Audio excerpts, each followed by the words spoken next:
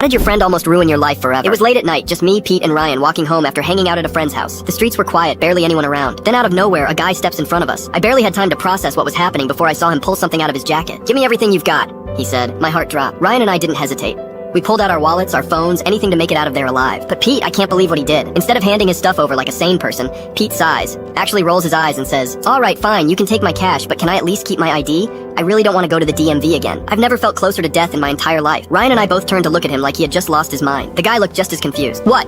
the robber said, staring at him. Pete holds up his wallet, pulls out his ID, and waves it in the guy's face. "Dude, seriously, just take the cash. I don't want to deal with all the paperwork." I was standing there, completely frozen, wondering if this was going to be the way I died. The guy actually tilts his head like he's considering it, and then he hands Pete his ID back. I couldn't believe what I was seeing. I was fully prepared to run, to fight, to do whatever it took to survive, and Pete was out here negotiating. The guy takes the rest of our stuff, tells us to turn around and walk away. We obviously didn't argue. I asked Pete why he would do that, and he said, "I just didn't to wait in the line again." That was the last time I trusted him with my safety.